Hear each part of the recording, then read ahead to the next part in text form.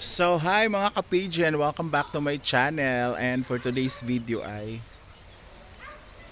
ano bang gagawin natin dahil madumi po siya dahil may nag-overnight kagabi at nagamit tong mini pool dahil doon sa malaking pool ay hindi pa talaga siya masyadong puno. So yung mga guest kagabi dito sila naligo sa sa mini pool. So ayan. So na-drain na to siya guys and kailangan na siyang linisan. Ayan oh. Ayan yung mga dumi-dumi. Papakita ko sa inyo, wait lang. So ayan yung mga parang nag-molds ba dahil sa syempre yung mga dumi na naliligo, ayan. So ang gagawin natin ay ibabrush natin yan and lagyan natin ng sabon para malinis siya. So ay, ang dulas pala. So kailangan nating dahan-dahan lang dito dahil i-on ko muna yung water guys para yan. Ang lakas lakas ng tubig oh. Sa ngayon. Tingnan mo yung dumi guys oh. Ayan na. So ang gagawin natin ay ibabrush natin siya mga gilid-gilid para ma-drain talaga yung mga dumi. So let's G! So ito na nga guys, may dala tayong sabon, balde, brush, tsaka tabo dahil i-brush natin yung gilid-gilid nito.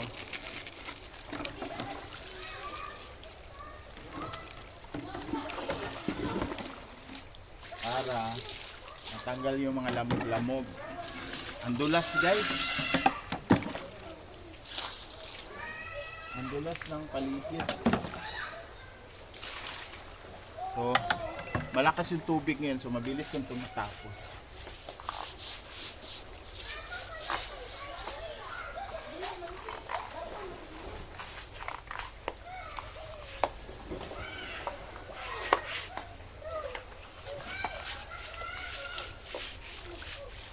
So malaking tulong din talaga to guys, kasi pag hindi pa siya puno talaga yung malaki, dito yung mga guests.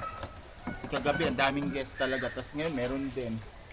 Buti na lang, nasa 3/4 yung tubig doon sa malaki. So, kaya din-drain na to dito. Pero everyday naman talaga to din-drain kasi mabilis lang din naman siya matuyo. So, may mga lumot-lumot na rin pala sa dito guys. Oh. Sa gilid. Ayan yung tatanggalin natin.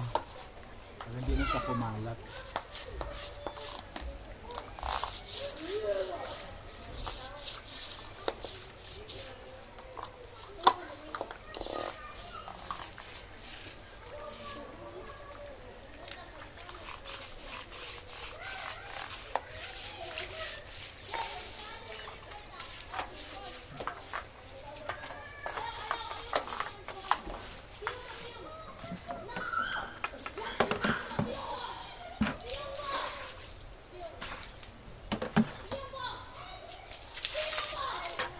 Mina na yung agas guys. Hindi siya malakas.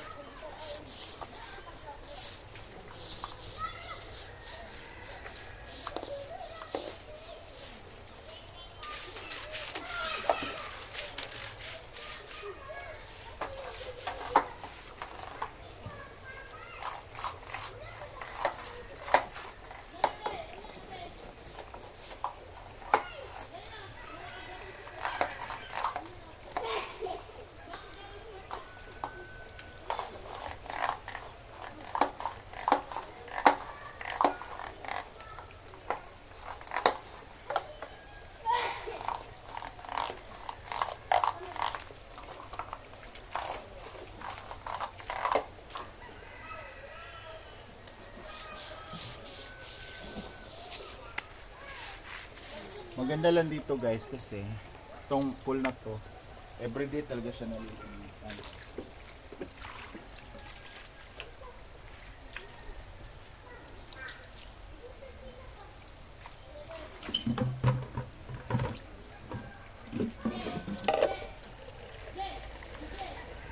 And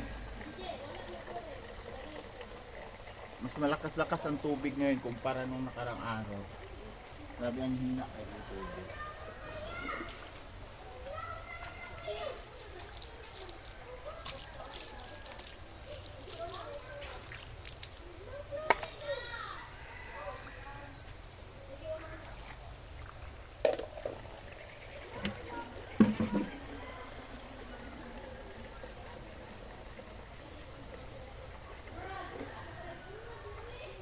So, hugasin na natin yung kilid-kilid.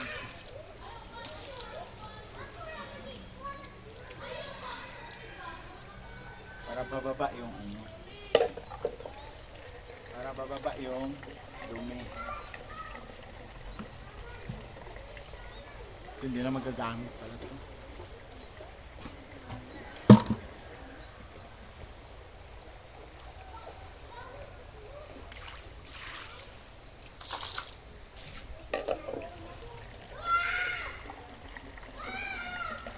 Ganun lang siya kadaling linisin guys, yung mini pool kasi syempre liit lang naman and mga 2 hours or 3 hours puno na rin ito.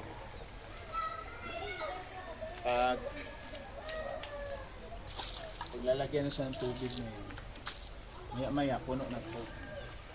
Hindi na ulit magamit yung mayang hapon. Hindi katulad dun sa malaki na gusto ko 3 days bago mapuno.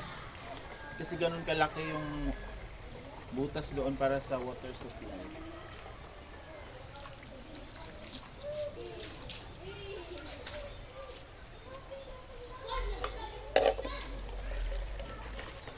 Tsaka ang ganda dito guys, very romantic pag magjowa. Tulad kagabi, ang gumamit dito is yung tsahe namin from Cagayan de Oro. Na hindi namin alam na tsahin ni Brenda, tsahin ko rin. So parang nag-connect ba. So sila yung gumamit dito, 4 sila, 2 anak nila at saka mag-asawa. So dito sila. So sa kanila lang talaga. So, parang nagawin. Para siya naging ano na siya. Yung naging private ba. Especially pag mag-asawa kayo, gusto niyo yung romantic lang. Or kahit so yung kayo lang, pwede ko mag-usap. Tsaka dito na rin sila kumain sa dyan sa may mga upuan. Dito lang sila hanggang hanggang magsawa na siguro sila.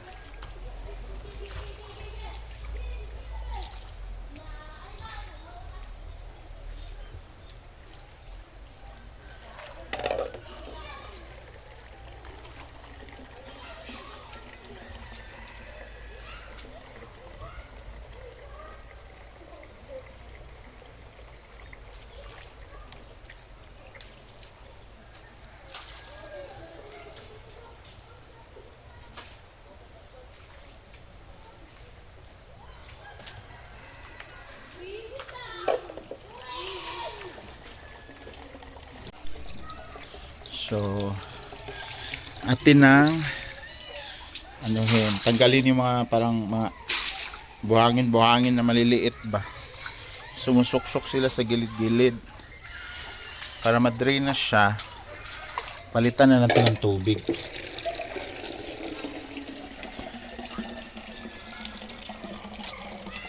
So, mga 1 hour lang siguro tong mapupuno na to agad.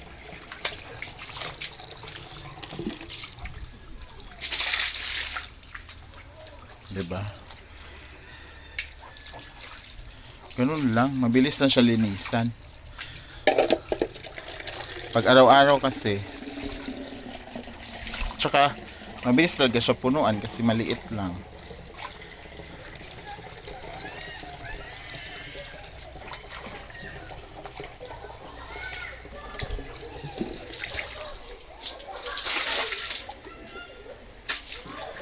Tsaka hindi na siya madulas guys kasi nga na brush na natin ng sabon. So mga lamog-lamog natanggal na. So ayan na guys, malinis na. And tatakpan na natin siya guys kasi para malagyan natin ng, hindi natin siya patayin dyan. Ayan o, malinis na. Pwede nang lagyan ng water. Ito lang yung butas niya guys, maliit lang din. So, takpan na natin doon. Diyan kasi yung takipan. So, tala. So, ito yung exit ng water guys na tatakpan natin. So, ito yung pantakip. So, ganun lang kabilis. Ayan. Diretso sa kanal guys. Yung irrigation ba? Yan. Si palayan yan dyan, di ba? Yan. So, ayan oh. So, tingnan natin doon kung nalalagyan na ba ng tubig ang mini pool. At biglang humina yung water. Diba? Ayan oh. So, pupunuin pa yung, syempre, yung butas doon bago yan mapuno. Yan. So after mga 15 minutes guys, so ayan na yung water oh, ayan, water level, ayan na siya. Nasa mga 1 inch na siya or 2 inch ba? 1 inch. 1 inch. Ayan, so ayan yung tubig na supply, mahina na naman siya. So maya-maya mapupuno din yan. Maliguan ko rin yan mamayang hapon. So ayan na nga guys, tapos na tayo maglinis dito sa ating mini pool. So pwede na siya maliguan mamayang hapon siguro. So maraming salamat guys sa panonood. Thank you so much for watching and see you on my next vlog. I love you all.